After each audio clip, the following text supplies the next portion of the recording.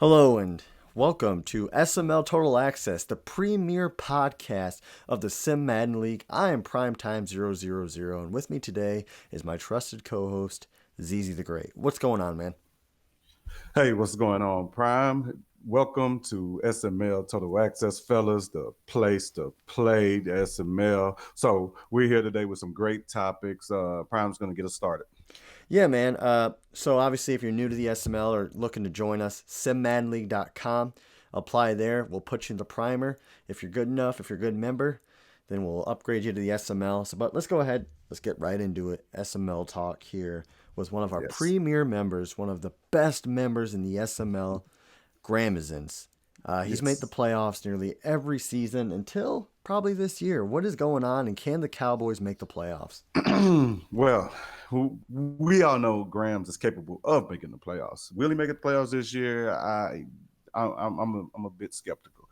And I'm not going to say that Grams has lost anything really this year because he's rushing for 104 yards with the Cowboys, and he's putting up 27 points. He's doing all right on offense. I think Graham's biggest problem right now is his defense, and I think on the passing side of the ball, Graham's is struggling because of the new dynamic that we have to use to catch interceptions. Because Graham was one of the best people I ever knew that used to bait me into throws, and he would always bait you into these throws thinking guys were open, and he would get a lot of turnovers that way. And I think that's affecting him a bit. Yeah, Graham's obviously a great player. Had a very tough gauntlet of a schedule to begin, and he's kind of put himself in a hole here. Obviously, no matter what, if you can't beat those guys in the regular season, then you're not going to do it in the playoffs. In Yes.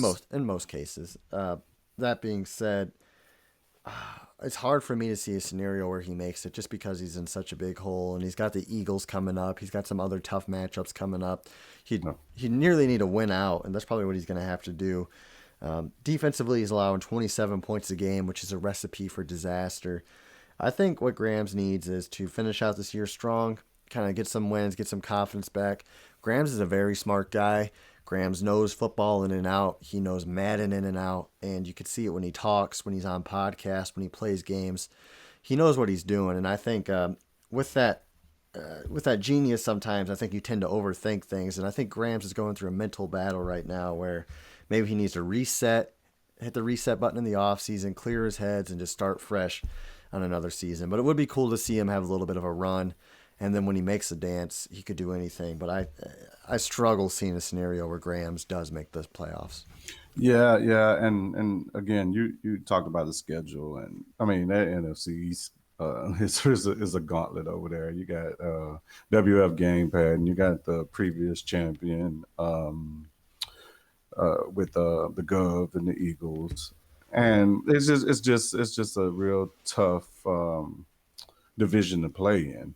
And like you said, he has another Eagles game, he has another Redskins game, and the way he's defending, he's 27th in passing yards. It's going to be tough for him. But if anybody can do it, hey, Grams can. Yeah, Grams, we hope you can. It would be good TV for the SML. I look forward to watching that comeback if it happens. But you just got to clear your head and just one game at a time. I know Grams is a very mental player, so we'll Yes, see yes, if he can light a fire. Switching gears now yes. to impressive teams. I've noticed the AFC's kind of been on the uptick. What do you think about Bus Driver, and then over there in the NFC, Mike FML? Well, bus driver is a real tough opponent, man. I mean, for everybody that don't know, and the primer, he is the current primer champ. He has won the primer Super Bowl, if I'm not correct, and the first tournament we ever had in the primer. So he's the king of the primer. So it's not surprising me that bus driver is as impressive as he is with the Steelers. He got him a quarterback. I forget the guy's name. I think it's Smith was his last name that he's playing with, and that guy is a pretty tough cookie. Right. Bus driver, very good at passing the ball. He's the New England Patriots. He only has two losses on the season, and he's got, Yes. for his first year in the SML against our competition, he's shown he can beat Royce as well, one of our better players in the league. So it's interesting to watch what's happening over there in the AFC East. Over there in the NFC, we've got Mike FML. Looks like he's on the uptick and playing as one of the best players in the league. He's beat Gov recently. He's got a strong record. What do you think about Mike FML? I hate Mike, man. Mm-hmm. But other than that, nah, Mike. You know I love you, baby. Me, Mike, NYT, and the Bucks over there, Noel, Noel. We have a big happy family, man. I think we all dislike each other with a fair degree of respectful dislike.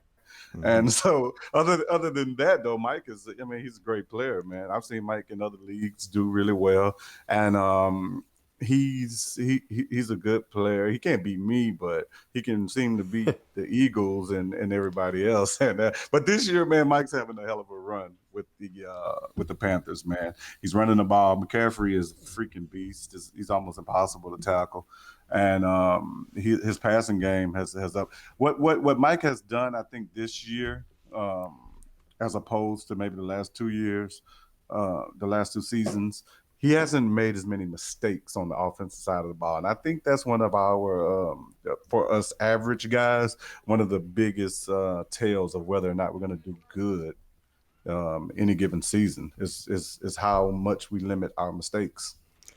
Yeah, Mike has definitely taken it to another level. He's 7-3 right now. He's tied for first place in the NFC South with the Bucks, 7-3, like I said. And it looks like he's in a good position to at least make the playoffs here with a Yes. two-game lead on the next guy. Also, speaking of seeding wise, over in the AFC, the sixth seed is interesting. You've got 4 or 5 teams, to name a few: the Jets at 6-4, the Browns at 6-4, the Jags at 6-4, the Chargers are 5-5, and then you have the Texans, Broncos, and Dolphins, all 2 games back of that. Uh, who's gonna win that sixth seed spot? Yeah, it's a bit of a traffic jam over in the AFC, man. And if I'm gonna go with anybody in that sixth spot, this is a guy that's currently in it right now, and that's the New York Jets. That's my boy Royce. Royce has always been a great player. Royce was in the Super Bowl last year, and he's gonna be my first pick to see come out of that thing. And if it's not him, I'll more than likely be going with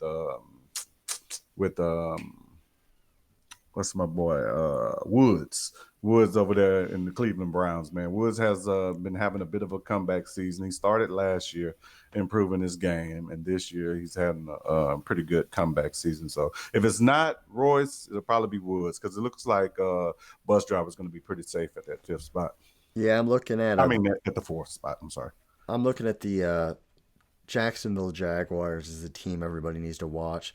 Made the AFC Championship season 1, and he's got a 6-4 record, but 2 of his losses did come to myself. So when you factor that in, uh, you know, it's pretty impressive. This guy's a pretty good player here, and he's beat the Patriots. He beat Bus Driver 38-20.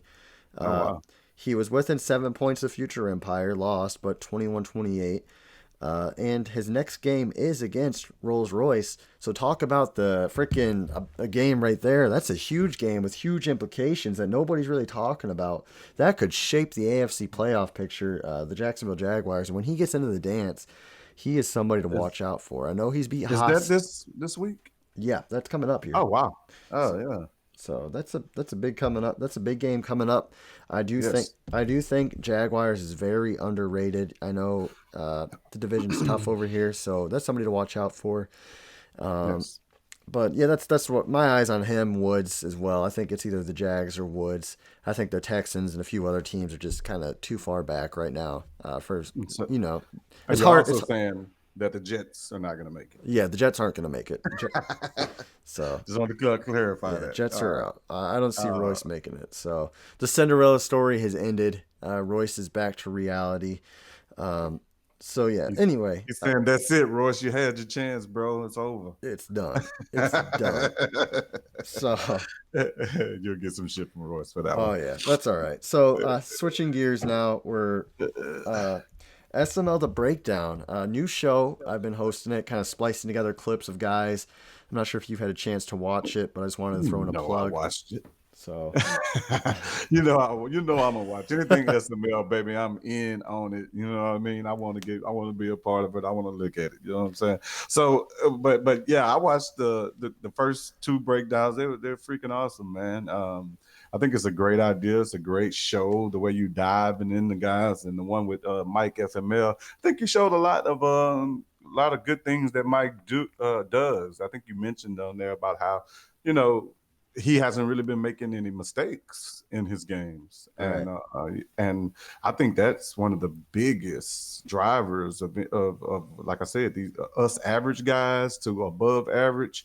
We got. I mean, we have to play great. I mean, because if our user ability isn't top notch and we're not the best play callers and all of this stuff, then I think we just have to be mistake free. We have to play mistake free football, and that's what Mike's doing, and that's what the breakdown shows. Right, exactly. It's not meant to be funny. It's not meant to be, oh, here's a pat on your back. It's meant to, here's what you do.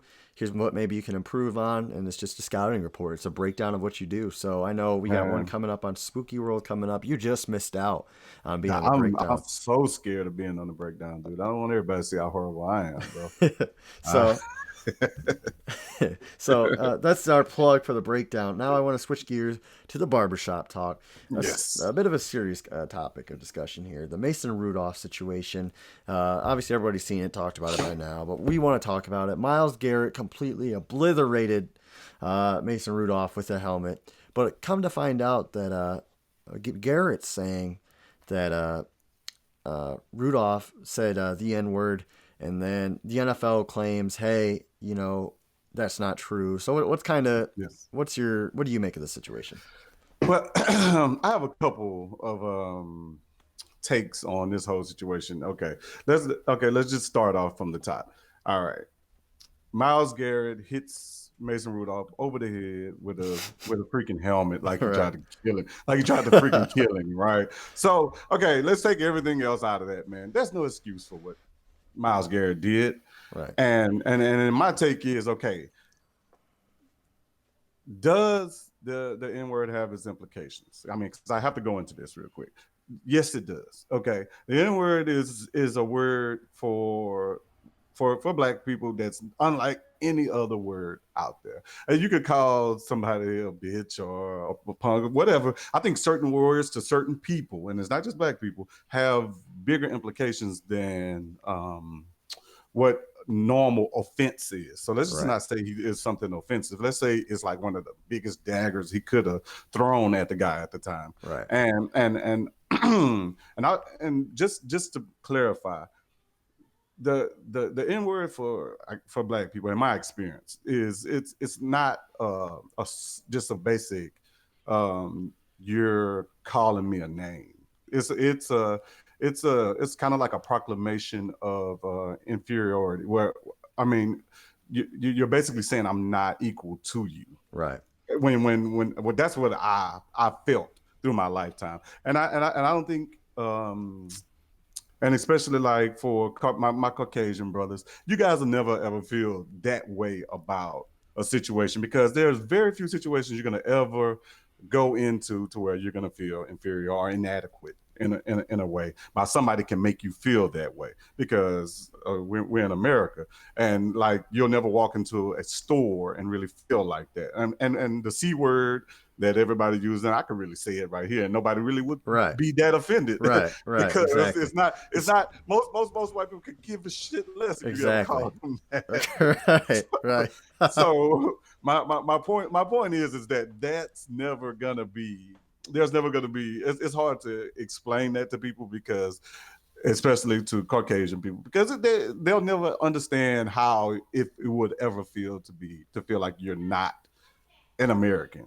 or you're not, Right. equal to the person that is using the word. But beyond all that, Mason Rudolph, he did not deserve a helmet to the head over Right. anything that was said. Now, does it happen on the field? I believe it does all the time. I believe it could easily happen. I've heard in the past that it used to happen all the time, Huh. and I think the frequency in which it happens would is bound to tick off, and it hasn't happened as much. But I can guarantee you guys do it to infuriate other guys. Right.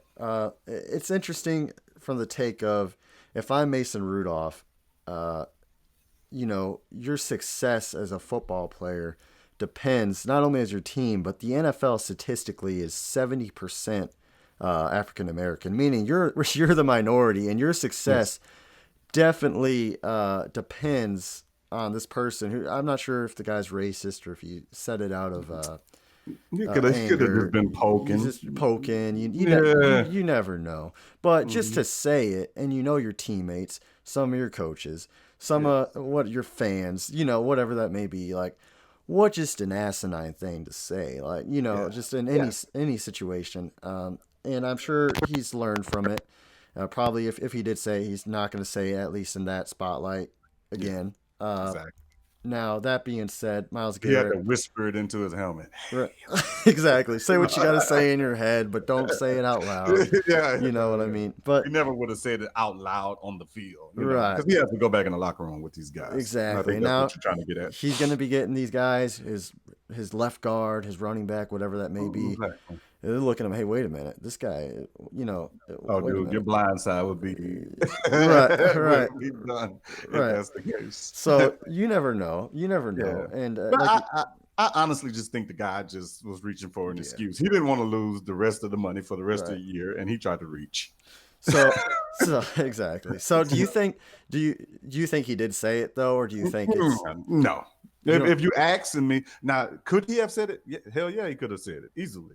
Yeah. But from the perspective, I mean, I didn't see him get like I didn't see that situation occur. I didn't see where, unless it was like when he was face down trying to pull his helmet off. Right. I didn't see that situation occur, because it would seem like that would trigger somebody, and I just didn't see any of that happen. So it's hard to say what actually happened in a scruff and Right. guys on the field doing all that. But I mean, like you said, with him having 70% of the locker room African American, he's not gonna. I don't think he'd take that chance in a You can't pile be with a that bunch of other stupid. guys. Yeah, I mean, it's possible that Garrett thought that he said that, and there's a lot of fans. I mean, a fan could have said it. Another guy, you never know. yeah, yeah. But either way, NFL claims that they had mics and they scanned through the tape or whatever, and Rudolph did not say it. That's what they claim. Now you could take that two ways. I mean, either the NFL is just trying to avoid another big freaking, like Issue, they yeah. just got past the Kaepernick thing, it seems like, and now, that could be an issue they're trying to avoid. Or it's just like, hey, you know what? Maybe Garrett's trying to get out of the suspension. But either way, Now, it's I'll tell just, you what. I'll tell you what. This last take.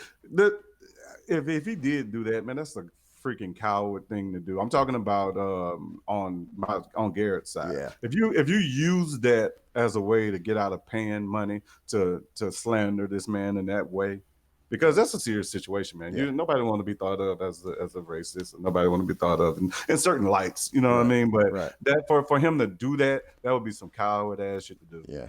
I I'll really, just say that. honestly, based off some things that you've seen with Garrett, where I guess a fan punched him in the face and he didn't retaliate, I would like to think that Garrett wouldn't have just made that up. Maybe he heard something and it wasn't actually what was said. But Yeah. so that also reminds me, we were kind of on the topic. Colin Kaepernick had his workout. Did you catch any of that? What do you think about his current situation in the NFL? No, I did not catch the workout.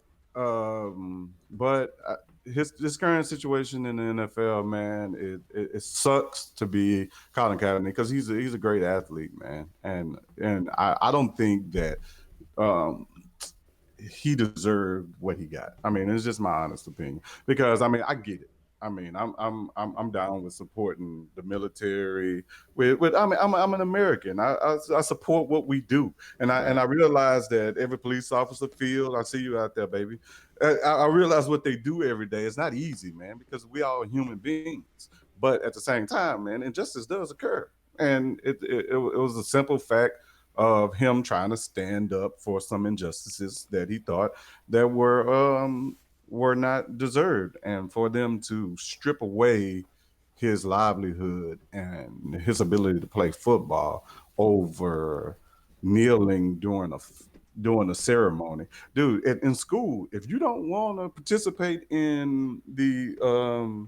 in the national anthem, you can walk outside the class and you won't be punished for it. So somebody to take a knee, and that's not a, I don't think that's a disrespectful thing.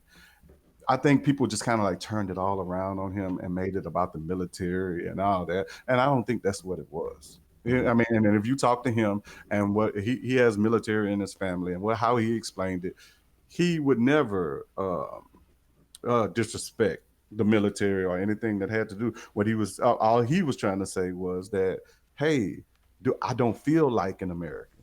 Right.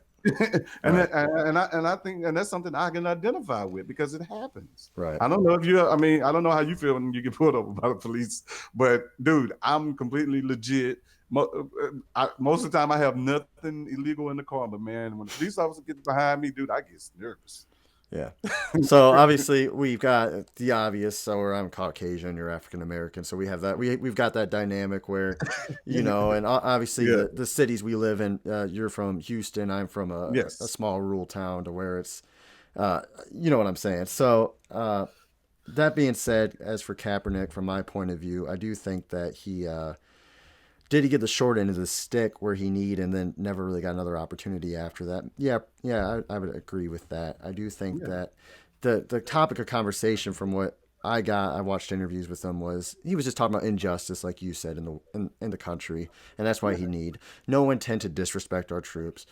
That being said, I feel like a lot of the topic did get switched away from the what he was kneeling for, and it got switched, like you said, to him disrespecting, and that's a shame because he That doesn't. got brought into the realm of politics. And when you get brought into that realm, there is no up or down, no left or right, or no truth or Right. untruth. It just gets all convoluted in a big ball of bullshit. Right. Now, I do want to say though, as an NFL general manager, even though Kaepernick is a solid player, and I said it on one of my previous podcasts on my personal, I do think he's a solid guy now, marginal talent, but he's such a big distraction. I personally wouldn't sign him, even though I think that he could be a quality backup or even a solid starter. But I don't think he's good enough to warrant the distraction and the division you would get in your fan base. No, that definitely makes sense. As an owner, I don't know if I'd sign him because I mean, if you're thinking as it as a business and what you're gonna get with the package, and is he good enough to warrant that package, then you have to weigh those factors. Right. And I don't think it's an unfair decision for somebody to say, hey, now that you're this polarized, do I want you in my organization? No, they get to make that decision. That's fair for them to make. At the same time, he did get the short end of the stick, and it Right. just sucks overall. And I think the difference is because you've had guys like Michael Vick who's made mistakes in his career, Ben Roethlisberger, Yes. Tyreek Hill who's had his own, Adrian Peterson. I mean, black, white, whatever, who've all made mistakes.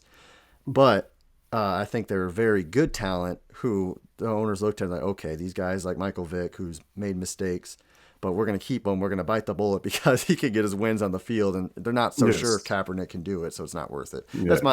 That's my 2 cents on it. And then those guys' offenses, I don't think were as political as No. this one was. And that's all I said. When you drag into that realm of it, I mean, there's nobody could say like they like you because of something you did or whatever. It's just if you're on the wrong side of a political issue, everybody Mm-hmm. gets. It's the main reason, guys, why we don't have politics talking in the chat, Right. because there is no up or down Right. with politics, bro. That's what it is. You might find a member in the chat who you really like, and then you just would hate them after. You know what I'm saying? You Yes. just never Yep. know. It's Yeah. it's sad that it comes to that point, but that's what it is, and that's what happens. And It that's the state of our sucks. country where it's such a strong division.